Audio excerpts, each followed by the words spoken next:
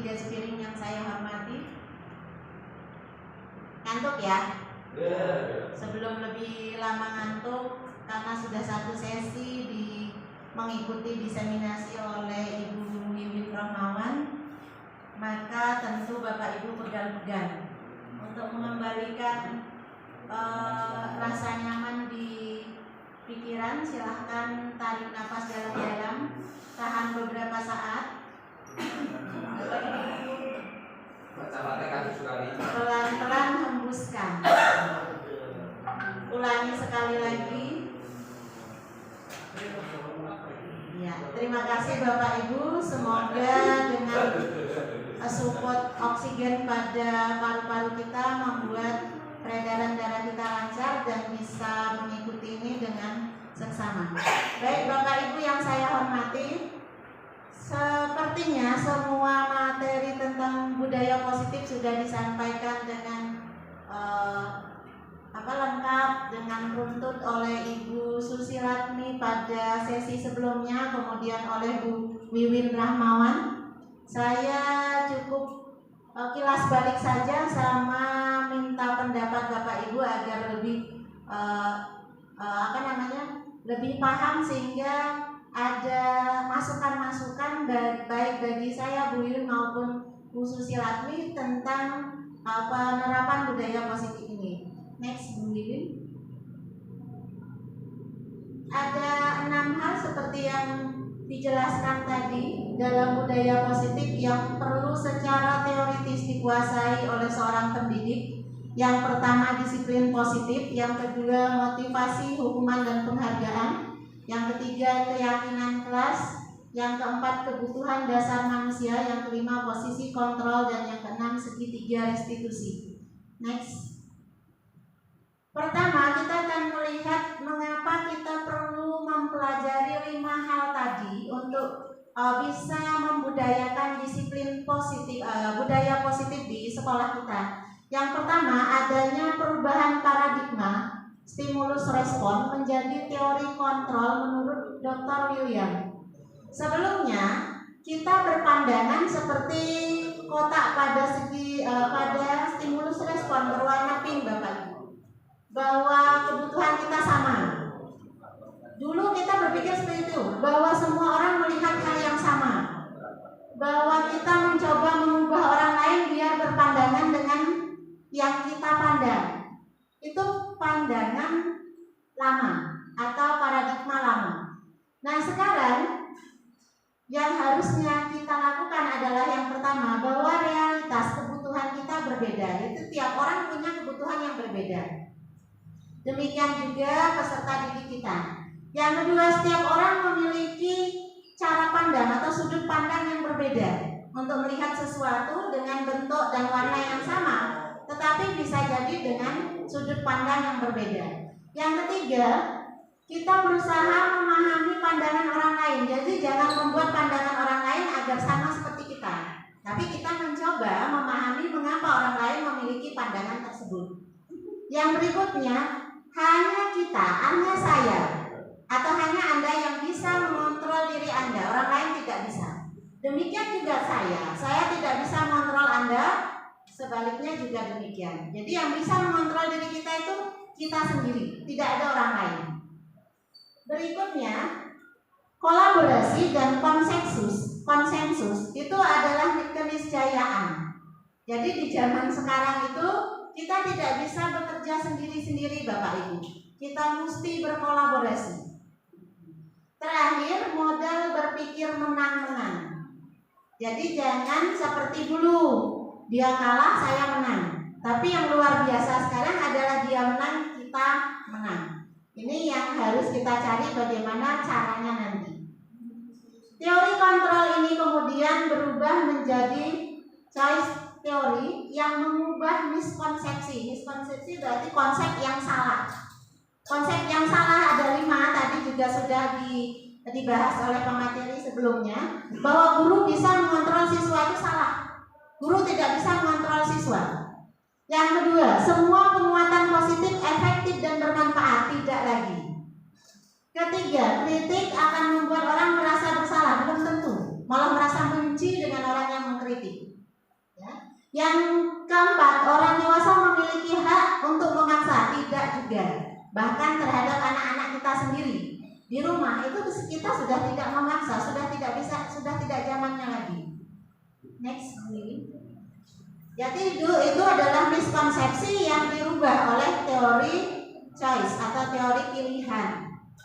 Berikutnya, perhatikan disiplin positif menurut Bapak Ki Hajar Dewantara, Bapak Pendidikan Indonesia. Kemudian menurut pandangan dari luar, pakar pendidikan dunia, Diana Gosen. Ini masih dipakai sampai sekarang Bapak Ibu. Perhatikan kalimat yang disampaikan oleh Ki Hajar Dewantara. Di mana ada kemerdekaan, disitulah harus ada disiplin yang kuat. Jadi tidak berarti merdeka itu lalu bebas. Justru merdeka itu membuat orang semakin disiplin. Perhatikan kalimat berikutnya. Jadi ada miskonsepsi, oh merdeka tuh anak boleh ngapain aja, itu bukan seperti itu. Perhatikan kalimat berikutnya. Sesungguhnya disiplin itu bersifat sendiri, dari dalam, atau motivasinya intrinsik seperti yang ditekankan pemateri sebelumnya. Ada kata berikutnya yang perlu kita perhatikan, yaitu kita sendiri yang mewajibkan kita sekeras-kerasnya. Tetapi sama saja jika kita belum mampu, maka kalimat berikutnya, wajiblah penguasa lain mendisiplinkan diri kita. Jadi kalau siswa kita tadi dikatakan bahwa boleh bebas, boleh direstitusi, boleh. Tetapi ketika itu tidak sanggup dilakukannya, maka secara bertahap sebagai pendidik adalah kewajiban kita untuk membantunya berproses sampai menemukan jati dirinya atau berproses secara intrinsik, motivasinya keluar sendiri. Itu butuh proses yang panjang. Jadi kalau dari sekarang siswa kita biarkan nanti itu motivasinya sendiri. Kalau kita tidak bisa memotivasinya, tidak bisa. Tidak selalu seperti itu. Ada kasus-kasus yang harus ada campur tangan atau intervensi guru di dalamnya. Itu tidak keluar dari pendapat Bapak Pendidikan Indonesia Ki Hajar Dewantara, bahwa ketika seseorang tidak mampu mendisiplinkan dirinya sendiri, maka butuh bantuan orang lain. Itu Bapak Ibu ya. Hal yang sama tidak berbeda dari pandangan Diana Gosen, bahwa disiplin itu berarti belajar. Nah kalau belajar ada proses, ada tahapan-tahapan. Jadi siswa tidak bisa kita langsung biarkan mampu memotivasi dirinya sendiri. Kita lah yang membantunya berproses sehingga menemukan motivasi dari dalam. Next Bu Iwin. Ini adalah nilai-nilai kebajikan yang disepakati di Indonesia melalui satuan-satuan pendidikan. Ini bukan barang baru Bapak Ibu. Jika kita melihat undang-undang sistem pendidikan nasional nomor berapa Bapak? Bagus. Undang-undang Sisdiknas. Maka kata profil pelajar Pancasila ini sudah ada di sana. Baru di launching kata-kata profil pelajar Pancasila di tahun 2021 pada program sekolah guru penggerak. Tetapi kata-kata ini ekstraksi dari tujuan pendidikan nasional yang sudah ada sejak 2003, Undang-Undang Nomor 20 Tahun 2003. Tujuan pendidikan nasional adalah, tidak ingat ya Bapak Ibu ya, browsing dulu Tujuan pendidikan nasional, kemudian fungsi pendidikannya. Di dalamnya ini ada tujuan atau nilai-nilai atau prinsip-prinsip mulia yang akan kita tuju seperti ini. Ini adalah nilai kebajikan universal yang harusnya dipegang oleh semua satuan pendidikan. Next please. Berikutnya motivasi perilaku manusia. Karena sudah disampaikan Ibu Wimin Malam tadi pemateri pertama, ini saya cukup kilas balik bahwa ada 3 motivasi seseorang melakukan sebuah perilaku atau perbuatan. Pertama, menghindari ketidaknyamanan atau hukuman. Nah, ada pinjar, nanti Nanti kalau nggak pinjar, LP-nya dipotong. Misalnya ini motivasi yang pertama. Atau kalau terlalu banyak terlambat, dapat SP. Kedua, untuk mendapatkan imbalan atau penghargaan dari orang lain atau dari sebuah lembaga. Ini motivasi atau perilaku yang kedua. Orang dengan motivasi ini akan bertanya, yang saya dapatkan apa ya kalau melakukan ini? Nah, ini berarti orang pada posisi motivasi kedua. Berikutnya, untuk menjadi orang yang mereka inginkan atau menghargai diri sendiri. Orang seperti ini akan memotivasi dirinya dengan pertanyaan, akan menjadi seorang seperti apa jika saya melakukannya? Akan menjadi seperti apa saya ketika melakukannya? Itu adalah motivasi tertinggi sebagai manusia. Next, Bu Yun. Mengapa keyakinan kelas? Ini sudah dibahas Bu Yun tadi ya. Pertama, ada nilai-nilai kebajikan yang kita tuju.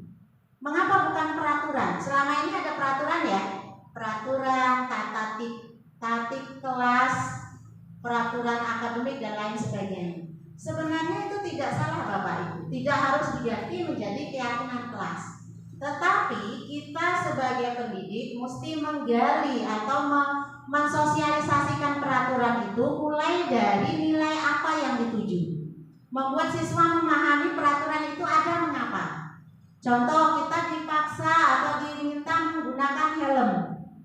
Itu makna menggunakan helm itu untuk apa? Untuk keselamatan, untuk kesehatan. Itu harus dimaknai dulu bersama peserta didik. Dibangun dulu nilai-nilai keyakinan dari warga kelas, sehingga muncullah yang disebut keyakinan kelas. Bukan muncul dulu tata tertib kelas. Jadi keyakinan kelas baru dibuat peraturan. Jadi seperti itu. Berikutnya karakteristik pembentukan keyakinan kelas tadi sudah dijelaskan Bu Yun panjang lebar.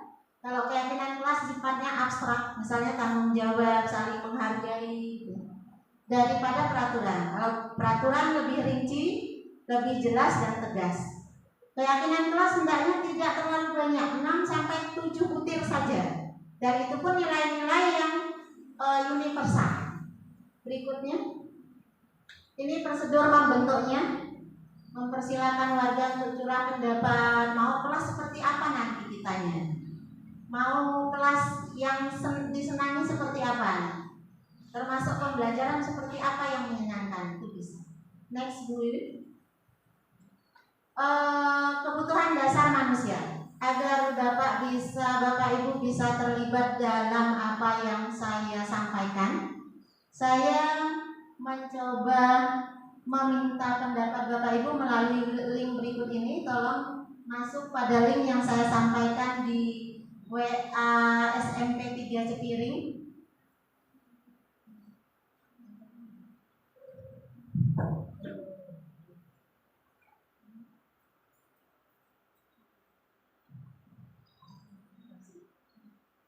Bapak Ibu silakan masuk di link tersebut. Itu Canva. Saya sudah siapkan Jamboard, tapi setelah saya pikirkan lebih familiar dengan Canva. Buka dari slide pertama.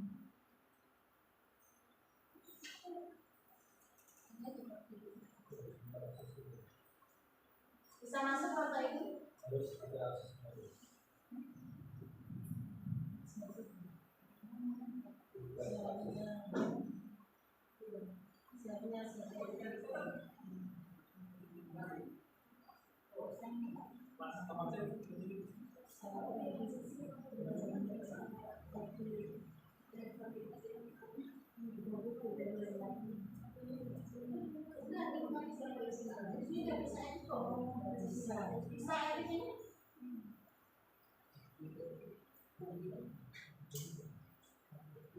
Saya setting bisa edit Bapak Ibu, coba masuk. Sejak awal saya sudah setting bisa edit. Bisa masuk Bapak? Bisa. Ini Pak Sini sudah masuk. Bisa. Kan waktu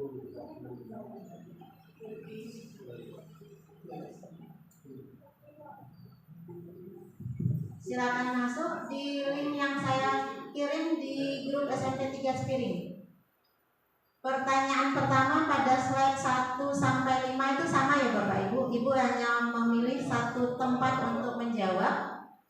Menurut Bapak Ibu, dari ketiga jenis motivasi yang disebutkan atau yang disampaikan tadi, pada pertanyaan sebelumnya, manakah yang saat ini paling banyak melandasi perilaku murid-murid kita di sekolah ini? Pada tiga teori motivasi tadi,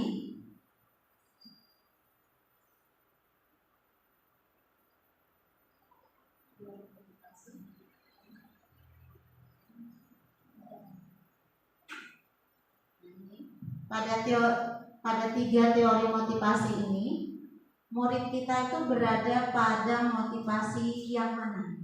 Silakan Bapak Ibu jawab di slide 1 boleh, slide 2 boleh, sampai 5 itu isinya sama. Bu Mita bisa masuk? Tidak bisa?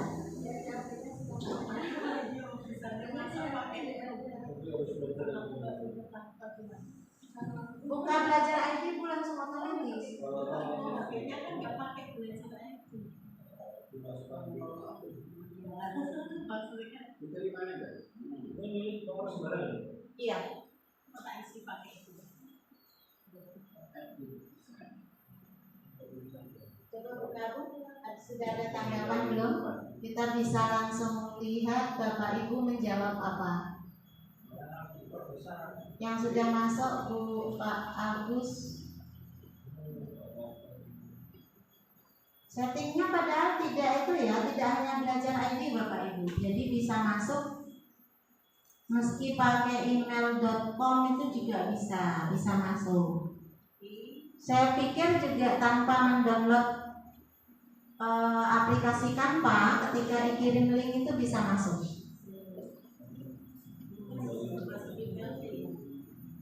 Buka email belajar ID-nya. Jadi tapi kan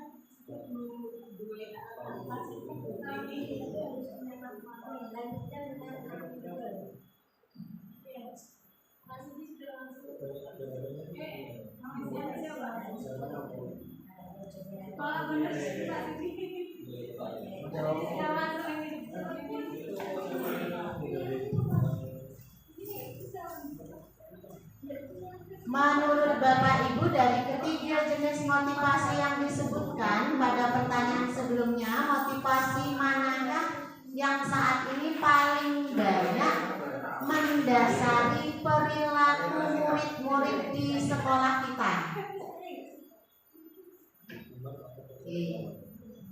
Itu Bapak Ibu boleh pilih di slide 1, slide 2, slide 3, slide 4, slide 5. Saya membuat tempat di situ sehingga mencukupi untuk semua orang. Sekarang pindah pada slide yang berwarna coklat Bu Wiwi.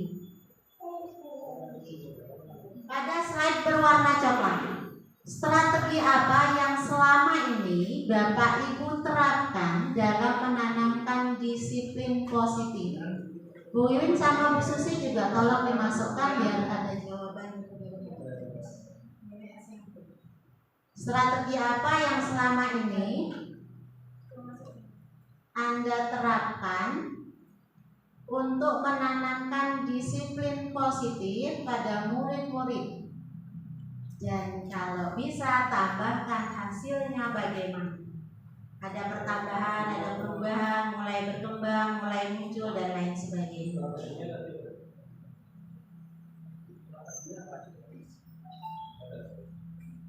Strateginya.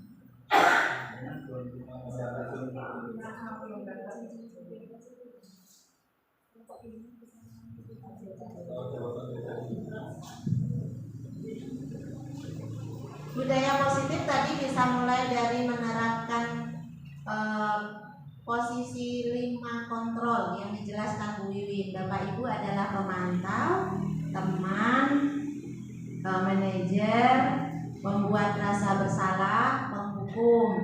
Itu posisi kontrol Bapak Ibu.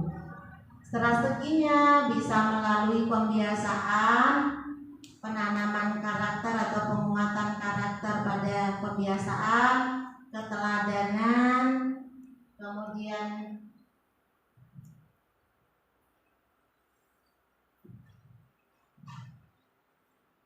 Kemudian pada saat pembelajaran, apa yang Bapak Ibu lakukan ketika pada posisi 5 posisi kontrol seperti yang dipaparkan Bu Wiwin.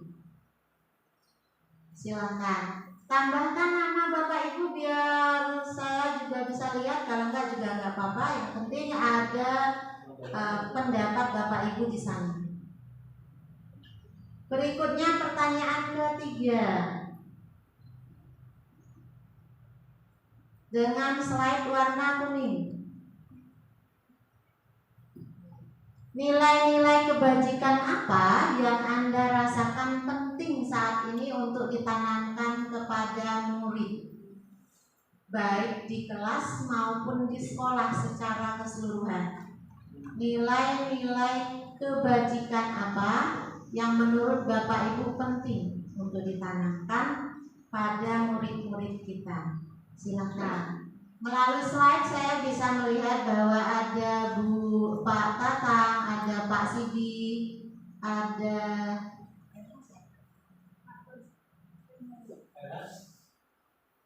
sudah bisa masuk? Pak Mahfud sudah, terus Pak Mahfud ya, ini yang slide ungu itu pertanyaan tentang motivasi, slide coklat tentang strategi disiplin, slide kuning tentang nilai kebajikan yang akan kita tanamkan kepada siswa kita. Ini masukan bagi saya, Bu Wiwin dan Bu Susi bagaimana menerapkan budaya positif di sekolah ini ke depan, atau tindak lanjut ke depan yang akan kita lakukan. Baik, sambil menunggu umpan balik dari Bapak Ibu semua, saya selesaikan slide saya.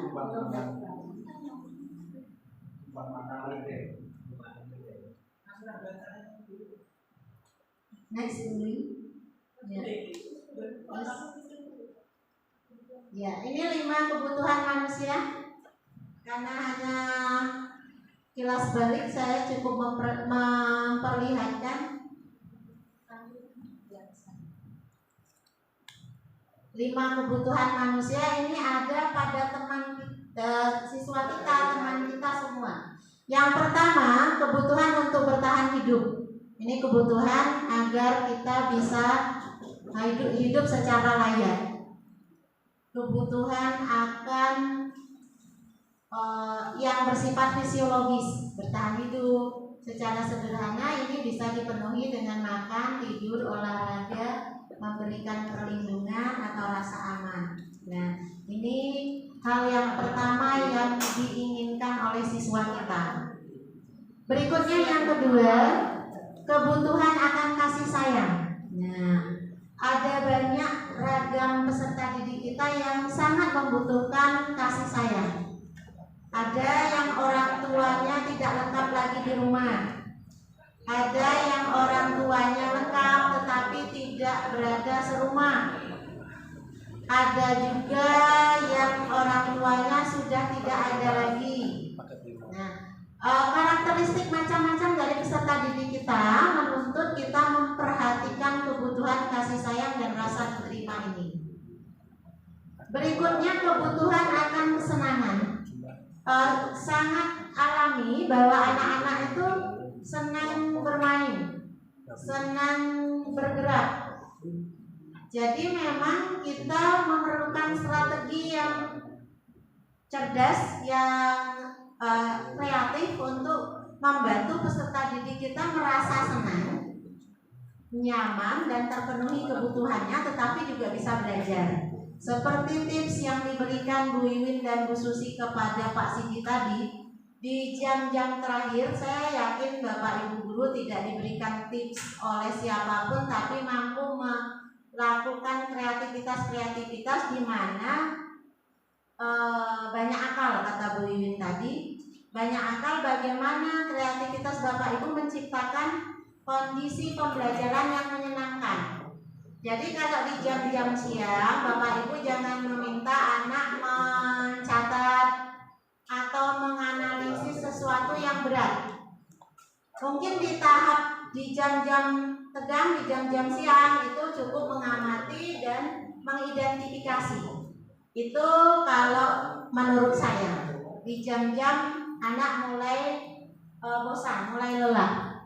Berikutnya kekuatan seseorang untuk mencapai sesuatu menjadi kompeten. Ini kekuasaan. Jadi orang itu sudah manusiawi atau sudah dari sananya butuh kekuasaan.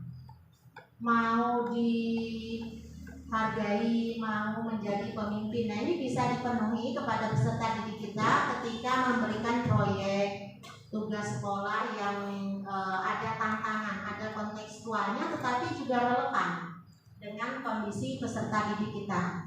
Dikasih tantangan tetapi terlalu berat atau tidak sesuai karakteristik peserta didik kita malah tidak dikerjakan. Jadi lihat sesuai dengan karakteristiknya. Berikutnya terakhir kebebasan.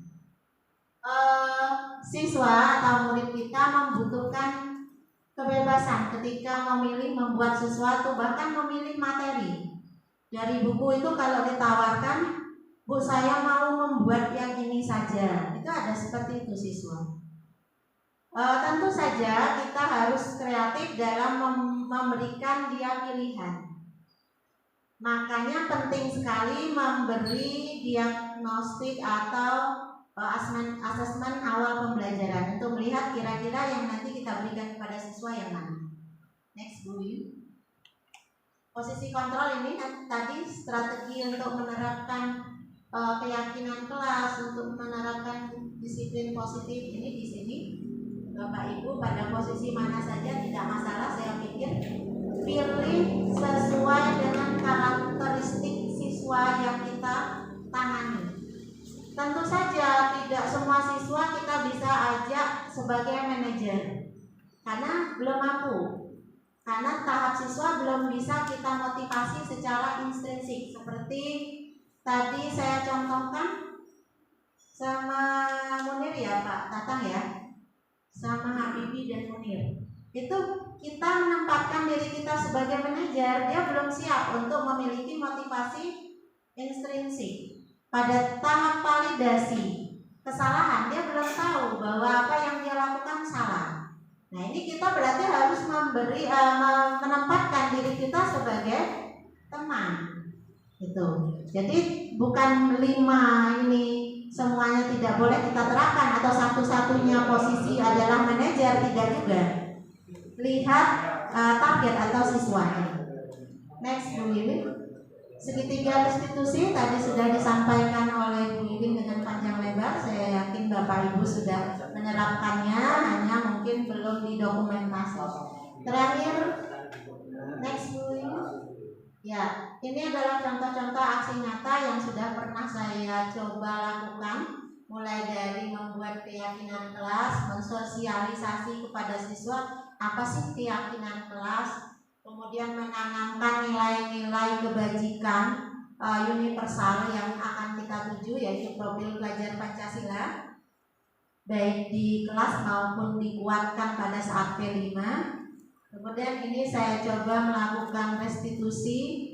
Bapak Ibu jangan patah semangat bahwa restitusi itu tidak seperti membalikkan sebuah telapak tangan atau kertas. Jadi hari ini kita restitusi lalu besoknya siswa berubah. Tentu saja tidak. Memang perlu tahapan-tahapan dan dilakukan secara konsisten atau terus-menerus. Setelah dilakukan restitusi kemudian di follow up, ditindak lanjut. Kira-kira kemarin seperti apa, terus tumbuh kembangnya bagaimana dan seterusnya. Baik, itu yang bisa saya sampaikan. Terima kasih banyak perhatian Bapak Ibu. Saya kembalikan kepada moderator waktunya. Assalamualaikum warahmatullahi wabarakatuh. Waalaikumsalam warahmatullahi wabarakatuh. Demikian paparan yang jelas dan lengkap ya dari Ibu Herlina beserta contoh-contoh aksi nyata yang mungkin nanti dapat memberi pencerahan kepada kita semua bagaimana menerapkan budaya positif di sekolah. Untuk paparan dari Ibu Herlina, silahkan untuk Bapak Ibu ada yang mau menanggapi, monggo. Atau tadi sudah mengisi di umpan balik ya, nanti tinggal mungkin Ibu Herlina membaca, merangkum dan menindaklanjuti dan mungkin nanti mensosialisasi hasil dari tindak lanjutnya Ibu Herlina. Saya kira satu monggo Pak Tata.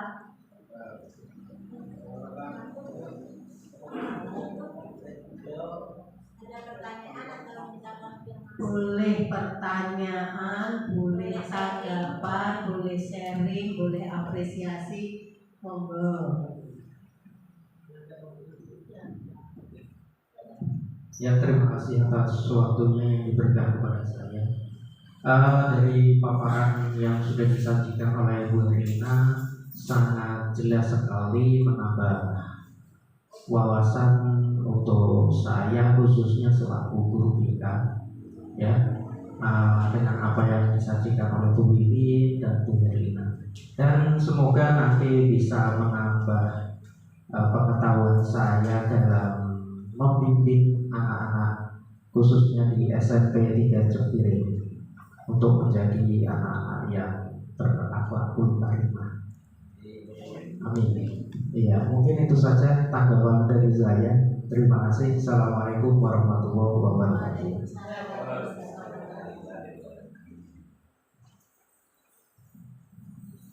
Terima kasih tanggapannya Pak Tatang.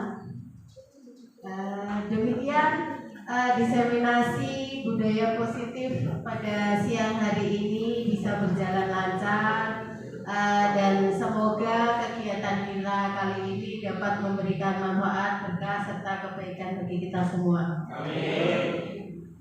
Saya untuk sudah